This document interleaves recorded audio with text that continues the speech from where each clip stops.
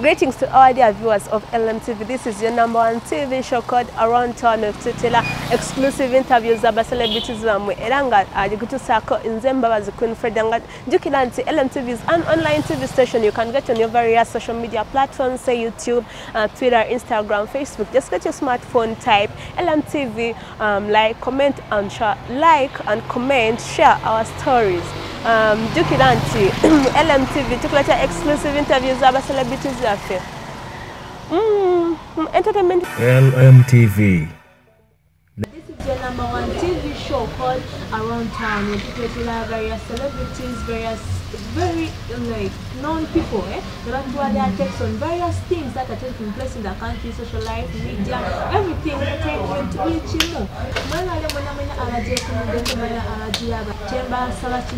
You go and make our page, you go and comment and share these stories. Yes, remember this program when you're sitting, this is your man, the Suviro hit maker, Sewa Nyana Malcolm James, Sewa. How many songs do you have? So far in album Saturn. Album Saturn. Album yo kusatu ngenda jita mu November. Mu November. Zembera na concert every year. Era abazibaji. I'm so happy and I'm so blessed. Nzo mukubayimbi. Abasigala kutegeka concert. Because abembe bamwe bano bamwina nowadays. Yeah. Bote bateka concert beyimbireyo mabalo bawulireyo osimanyi ku fame.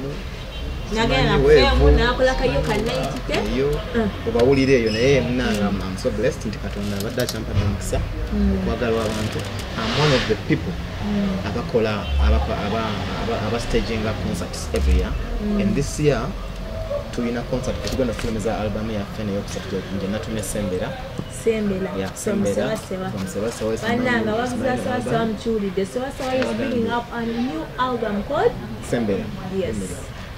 Emabega na film ya album bali bajita Matankane album love Matankane, so album love Matankane chovato ina peta bintu ebijira birindamu eriyo peta bijira birindamu mbera muzira banamwe bantu bazibu bintu ebijira birindamu.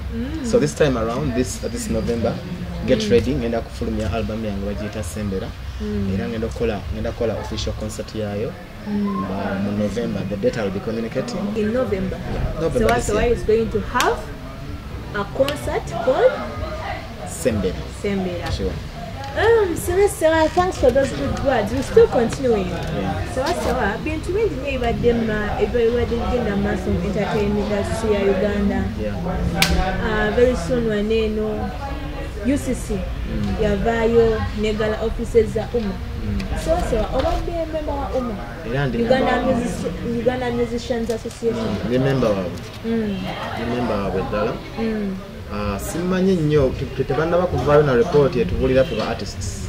I mean bakama tetebanda bakuvayo na report etunyola no bakama bafe, because for us we are too much concerned about our patrons, our presidents and abakwanaganya emirimu byaffe, so tebanavayo na clear information lwaki batugala. We are still waiting. But from some sources, there are some allegations that have come up. Gabagamba nti mwalemerwa sasula rent.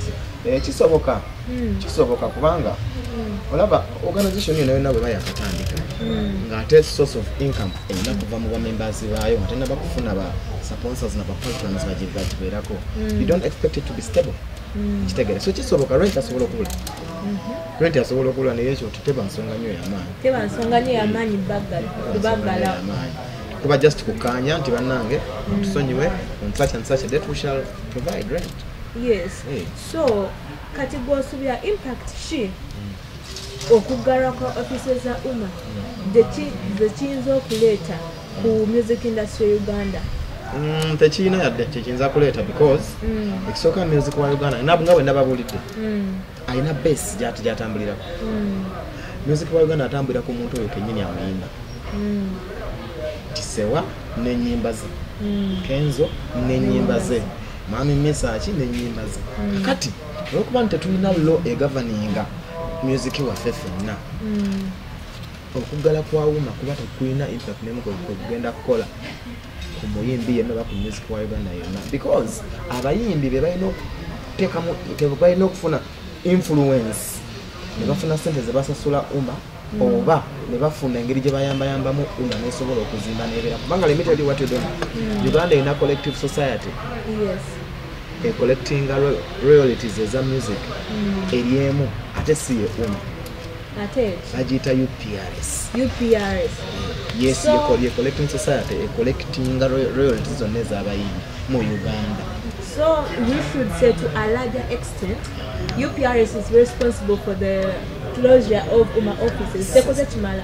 Siyinza kukyogera bwentyo because Uma kabinja k'abayimbi abegattira wamu abaagala UPRS ebayambe ebalage obwerufu ku ebyo bye basolooza mu nnyimba zaabwe. Kwegambe Uma kabinja k'abayimbi abamu abaagala UPRS elaga obwerufu on how nangeri ki gye basolooza ku mirimu gyayo eri abayimbi ne obligations ezagitekesa kitegedde. So baagala Uma kabinja akagala UPRS okubeera ku nteekateeka entuufu ku bwerufu kitegeera. So kati tekirina nnyo impact y'amaanyi just kye balina okukola nga Uma bakwatakwata kusasula rent mirimu kutambula oba mu bamembers mwayi subscription fee yali agaanye tebasalako subscription fee tebakitsobola kubanga era singa bagitabeera twandigiwadde. So it means that it's the big bosses of Uma be balina okwekwatakwata bafube okulaba nti bagulawo. Yes, era bwe kigaana batukubire essimu ffe bamemba tujja kujja tusobole okuwonera ekintu kyaffe because tukyetaaga. Some artists bavaayo ne bakondedde nga gamba Uma terina kyamaanyi kyegenda kukola, Uma eri kino na kino bayagala kulirako ssente, bayagala nnyo bingi nnyo ku Uma. Naye okusinziira ebbanga Uma lyebadde empresi achievements gwenga gweze wakafuna mu Uma. Nze ng'omuntu sirina nyo kyenakafuna mu Uma naye I believe ti Uma etadde omulaka ku UPRS esobole okweruka mu nkola yayo ey'emirimu kubanga mu Uganda mu mateeka tulina collective society age tebayita UPRS. Kati Uma etadde omulaka munene nnyo ku UPRS esobole okubeera ng'erikkiriya kye twetaaga tisewo olina ssente zo bazitwalaza amabaala ag'enjawulo genda ozikime, sewo olina ssente zo bazijje ku radio nga bakuba oluyimba lwo genda ozikime. That is what we want. Ekitegeera so ke kabinja kana kagezaako okukola enforcement UPRS esobole okukola ki esobole okuleeta obwerufu mu mirimu gyayo. Julia Sewasewa ku closure ya Uma offices. Sewasewa oli member wa Big Talent. Era binti nyebadde bigenda maaso mu Big Talent, basically ku Big Talent boss Eddie Kenzo. Omukyala amunobyeko, omukyala bamutwala, omukyala afuuse omukyala bagenda muwuwa, binti nnyo. What's your take on Rema's, should we say divorce, because mu busiraamu kasita bakowa babeeranga bakugasta. Rema yafuna omusajja omulala Haji. What's your take? Situkirinaako buzibu. Temukirinako buzibu. Omutima gwasimba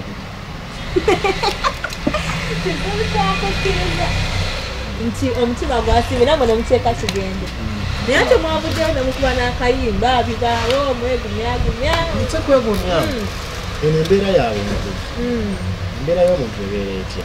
Embeera y'obuntu omuntu bw'asalawo okunoonya essanyu lye gye liraga omuleka n'agenda kubanga embeera ensonga z'okwagala za mutima olina bw'okwatira mu kifo nti waayi sigala wa tuvaawo nze nkwagala okufa. Naye ate wabaddewo allegations mbw ate nammwe Big Talent boss ng'ayitako ewaali Jasmine Emanja. Mulina obukakafu.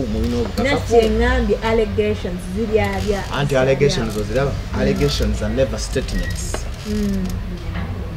Paka nga ziri confirmed. So allegations nkyala. So Rema mwamutadde mu bulungi agende. Bwe yayagadde. Bwe yayagadde. Ye kennyini yatutadde ffe tuboneebona.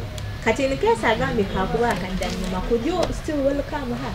Tafa abatamugobye tulina ttabu omuntu gwe tutagobye tubeere ffeyo omuntu tetwamugobye. Viewers of LMTV bannange mujja sawasawa byagambye tewange ekitegeeza Rema webigaana waka wakyakoze ki wakyakolinze tumusabira mikisa twagala ndamugumye anyambe abeere good mu nfumbo gyagenze ffe tulyoke wetuliwa. So we've gotten your take about Rema agenda ofuna omwasajja mulala Dr. bingi nnyo. What are your last remarks to your fans as Sewasewa? Baganda bange abatulaba abanyumirwa music omulungi wano ku LMTV mbasaba muwulirize nnyo music omulungi muwe n'obudde music omubi mumuboole nnyo kubanga music omubi talina gyatwala music industry yaffe talina gyamutwala okujjako okukikotodde kitegeera so mbegayiridde mwagale nnyo music omulungi muwe nnyo abantu obudde abayimba ebintu ebirungi ebyo ebinatusobozesa okugenda mu maaso as the music industry kiraba ekiro ebintu ebitali mu makulu temubiwa nnyo makulu muwe ebyo ebirimu amakulu. Tuyebaza nnyo olwakadde temutuwadde abalayi ba LMTV. This has been your man, the Subiru hitmaker Sewasewa. Koze gambe gwani amanya gadala?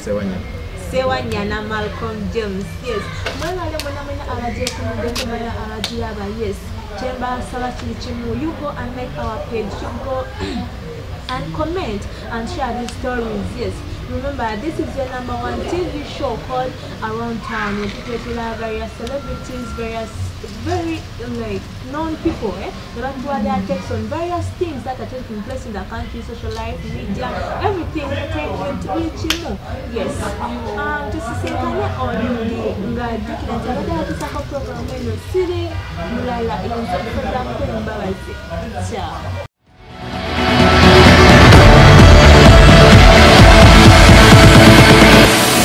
LMTV. Let's go fast.